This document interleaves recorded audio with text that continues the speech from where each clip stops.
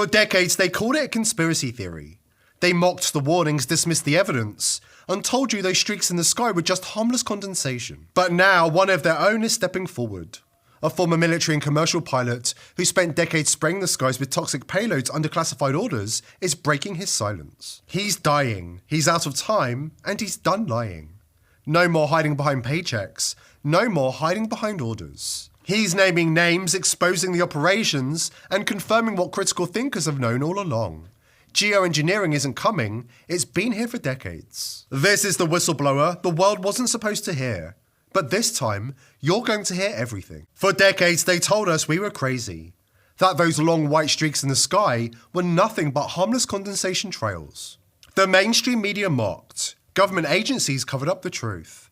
And anybody who dared to question it, including those from inside the agencies responsible for doing the work, labelled as conspiracy theorists, dismissed, ridiculed, ignored. But here's the truth. Conspiracy theorist is just what the brainwash called the critical thinker. It's a smear used by those too afraid or too programmed to ask real questions. But now the dam is breaking. We've reached a tipping point to critical mass, and the people are finally waking up. Some states, like Florida and Tennessee, have even passed laws to limit aerial spraying, including criminal penalties for those involved, and hotlines for the public to report chemtrails crimes. But here's the catch. Those state laws only govern airspace below 2,000 feet. It's what's happening above that invisible ceiling that's fueling the real damage, the part they never talk about. Take a look at the skies over Florida today. Cirrostratus clouds, high-altitude, veil-like formations now seem to blanket the state on a daily basis. Let's be clear. These hazy, washed-out skies are not normal for Florida summers. Not naturally, not historically. So why are they showing up now, day after day? And look closer at the sun. Not the brilliant golden orb we grew up with, but a small cold white disk, dimmed behind layers of artificial haze. What changed? The atmosphere, or the truth that we've been told? What was once dismissed as a conspiracy theory has now become an undeniable fact. The campaign to block the sun is real, and it's accelerating. And our governments? They're not just complicit. They're active participants in this crime against humanity. In 2025, the agenda took a darker turn. Figures like Bill Gates and George Soros poured tens of millions into geoengineering schemes, spraying aerosols into the atmosphere to dim the sun, the very source of all life on Earth. Then came the quiet confession. The British government admitted it. They're using taxpayer funds to help block the sun with chemtrails. But, as always, I say, what's a conspiracy theory on outsiders? Just give it a matter of time and it becomes the truth. Here we go. In Britain this week, I couldn't believe it. They have announced, the British government has announced they're spending £50 million on experiments to dim the sun using chemical trails in the air to combat climate change. You couldn't make it up, but they're doing it. Britain? What country? What country? The sun-soaked land of what? And just like that, the media had to pivot. What was once mocked as chemtrails nonsense is now sold to the public as a noble solution to climate change. But those of us who've been watching, really watching, know the truth. The so-called science is little more than state-approved propaganda. The media narratives, carefully scripted distractions. And the truth? It's been in plain sight the entire time, hidden only by our willingness to look away. The US patent to spray barium and other heavy metals, including aluminium, into the atmosphere to create clouds is now over 50 years old. If you want to hear how the technology has since improved, hang in there. We've got an astonishing confession from the inside. A real chemtrails pilot coming up in a minute. For those who endured the great engineered fog that cloaked cities across the US and Europe, leaving a residue of the same chemicals found in chemtrails, brace yourselves, because the assault isn't over. The elites have not finished poisoning our skies, not even close. Now, we're witnessing the next phase. Engineered heat waves, sharp and unnatural, targeting entire regions across the US while people sleep. As Dane Wigington reports. Dangerous heat bursts have been spiking temperatures across the U.S. as people sleep. So the report asks, what are they? ? That's from the UK Independent. The report continues, heat bursts can bring dangerous winds and a rapid 20-plus degree temperature spike in just a matter of minutes. The report then says it also brings strong, dry winds like a desert hurricane, end quote. Stop there. Question, with the exception of the power structure bought and paid for so-called weather experts, does anyone that is still firing on all neurons actually believe that Middle of the night desert hurricane heat bursts that come out of nowhere in a matter of minutes, according to the report, are just random acts of nature? Anybody who believes these heat bursts are random acts of nature needs to wake up and smell the coffee. Whenever the media starts seeding headlines with talk of Saharan dust, it's rarely just about the weather. Because when the narrative is prepared in advance, it's not about informing the public, it's about covering tracks before the real story unfolds. A cloud of Saharan dust is about to sweep across the southeastern United States. Carried by powerful winds from the Sahara Desert, the world's largest hot desert, this dust plume has traveled thousands of miles across the Atlantic Ocean and is now closing in on states like Florida, Louisiana, Alabama, and Mississippi. The phenomenon, known as the Saharan air layer, forms when desert winds lift huge amounts of dust into the atmosphere, sometimes creating clouds up to 4 kilometers thick.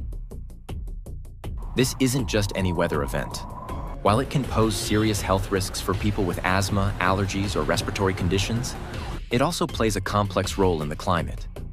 The dust can reduce air quality and limit visibility. What's really going on here? Coming up next, you're going to hear something rare, a confession, from someone who was up there, a pilot with a conscience, finally ready to talk. And once you hear what he has to say, you'll never look at the sky the same way again.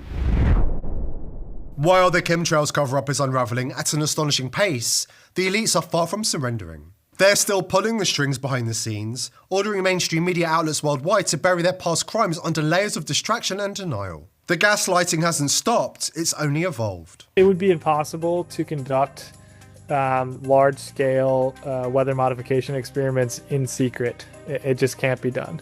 The amount of aircraft needed to fly this material to where it needs to go, and the radiative effect are like would be easily obtainable by publicly available information.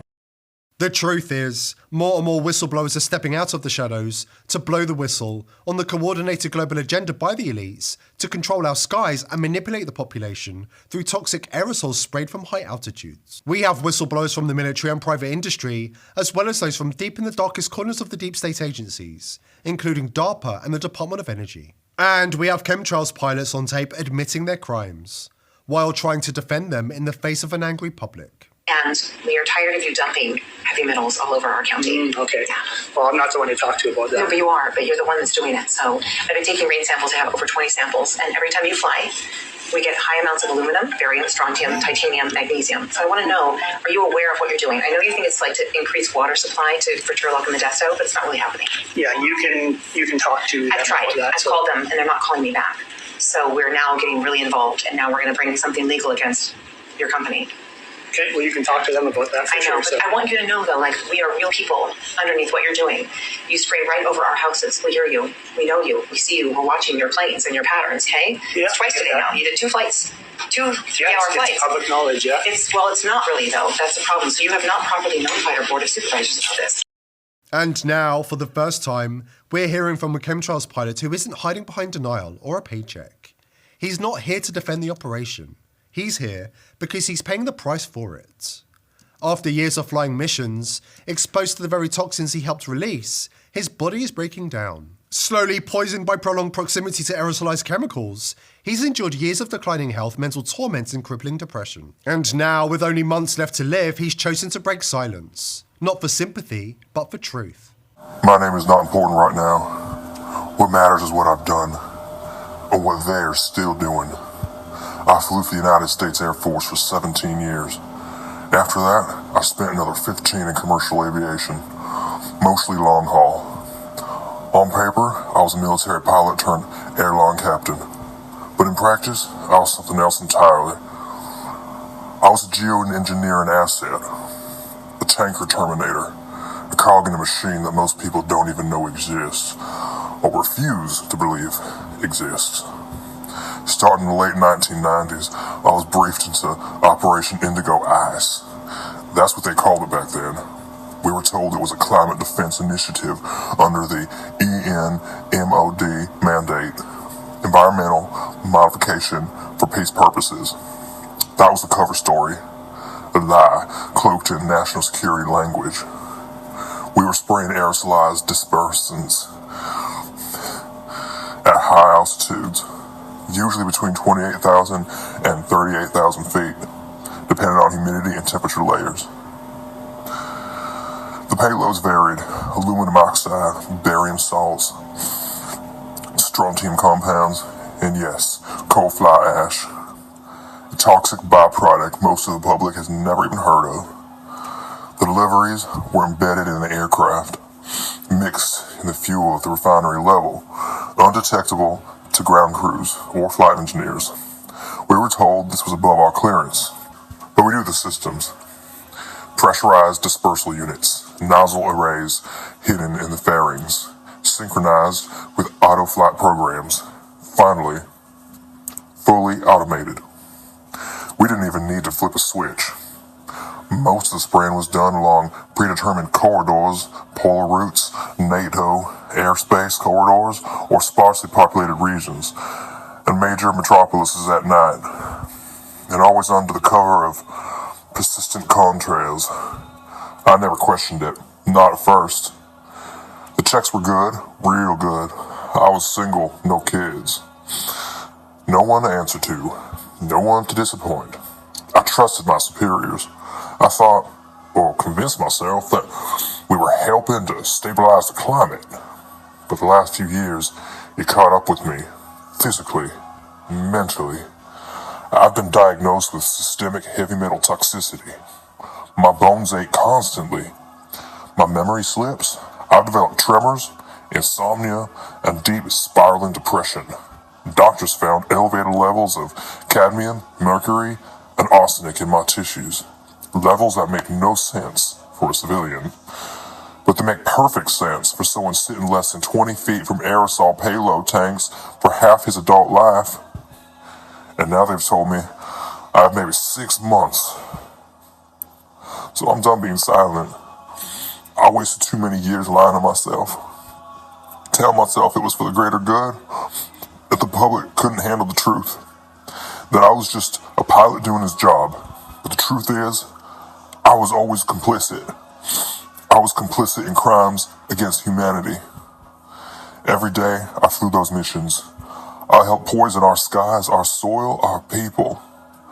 I didn't think about children breathing this stuff in, or how it might accelerate Alzheimer's in the elderly. I didn't think at all. I just flew the routes, took the money, and kept my mouth shut. But that ends now. I've agreed to sit for a series of recorded interviews, face visible, name and history revealed. I want it all out in the open. The routes, the logistics, the funding chains. I'm naming names. I owe that much to the people I helped betray.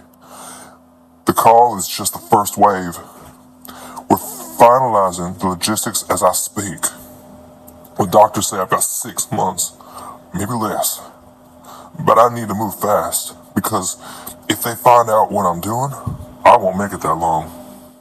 The fact is, for decades, courageous voices have tried to warn us. Artists like Prince, who hinted at the agenda long before it was acceptable to question it. And so that's cool. A jet just went over. And then you started to see a whole bunch of them. And the next thing you know, everybody in your neighborhood was fighting and arguing and you didn't know why. Okay? And you really didn't know why. I mean, everybody was fighting.